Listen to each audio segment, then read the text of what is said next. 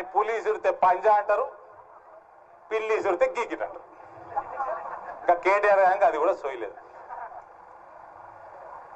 కాబట్టి మీ అందరికి కూడా విన్నవించుకుంటా ఉన్నా, ఎటువంటి మోసంలో మనం పడవద్దు.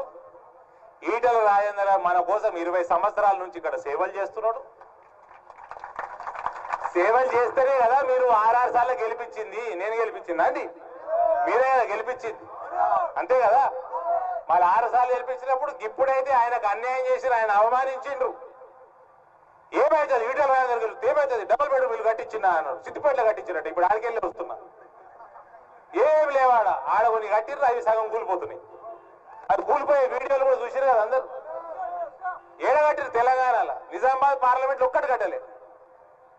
ఆడ హైదరాబాద్ ఊరవుతల కొన్ని కట్టిర్రు, రియల్ వరకు ఇస్తలేరు. ఏంటికి ఇస్తలేరంటే ఆన్సర్ లేదు. ఏడ కూడా డబుల్ బెడ్రూమ్ లేవు రాష్ట్రంలో. దానికి ఎవరు జిమ్మేదారు? ఎవరు? నరేంద్ర మోడీ 2 లక్షలు ఇస్తుంటే తీసుకొచ్చి అలా 50,000 1,00,000 రూపాయలు వేసి కట్టించే బాధ్యత కాదా? దేశం మొత్తం 3 కోట్లు అయినప్పుడు ఇక్కడ 3 లక్షలన్నా కావా? ఇది మన కోసం మన మధ్యలో పొద్దస్తమానం 24 గంటలు గత 20 సంవత్సరాల నుంచి ఉద్యమ చేసిండే. 50 రోజులు అయితే జైల్లో పెట్టారు తీన్మార్ మల్లన్న. ఆ మల్లన్న కూడా గొప్పోడా. నేను మొన్న ఆయన ఎమ్మెల్సీ 2వ స్థానం వస్తే నేను పరిశాన్ అయితే ప్రతి మండలంలో ఆయన ఆర్గనైజేషన్ ఉన్నది, ప్రతి గ్రామంలో ఆయనకు ఆర్గనైజేషన్ ఉన్నది. ఆయన ఇలా భారతీయ జనతా రాబోతున్నాడు. చాలా ఘన స్వాగతం పలుకుతాం, పార్టీని పెంచుతాం. మరి ఎండ బాగున్నది, సెలవిస్తారా అందరూ? రాజేందర్ అన్న మాట్లాడు.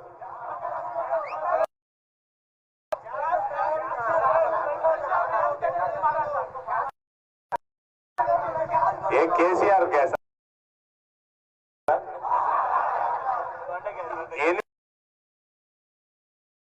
కొడుతున్నాయా కేసీఆర్? ఇప్పుడు ఇంత పెద్ద లిస్ట్ అవుతాయి కదా ప్రామిస్లన్నీ, అవి తప్ప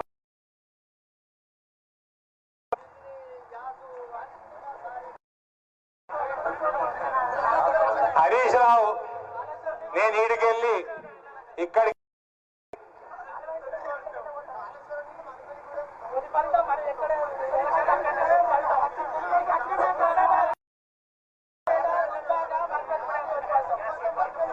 హరీష్ రావు ఊకే ఏంటికి స్పీచ్లు ఇచ్చుడు? కుల్లా మీ మామ దగ్గరకు పెట్రోలు డీజిల్ ఇవన్నిటి మీద అయితే అంటున్నావు, మీ దగ్గర 30% ట్యాక్స్ మీ మామ తీసుకుంటున్నాడు, నువ్వు ఆర్థిక మంత్రి నువ్వు తీసుకుంటున్నావు. అందులోకెళ్ళి 10% తక్కువ చేసి నరేంద్ర మోడీ గారికి లేఖ రాయి. నేను సంతకం పెడతా, రాజేందర్ అన్నతో పెట్టిస్తా, బండి సంజయ్ తోటి పెట్టిస్తా, అందరితో పెట్టిస్తా. ఫస్ట్ నువ్వు 10% తక్కువ. ఊరికి ఎందుకు లొలి?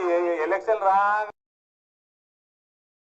ఉంటుండే, వాళ్ళ ఇంట్లో ఎవరైనా గింతో గంతో ముఖం చూడబుద్ధి అయితే గిన్నెదే ఉంటుండే. ఈ మధ్య ఫకీర్ గారు తయారయ్యాడు, ఫకీర్ గారి లెక్కనే తిరుగుతున్నాడు.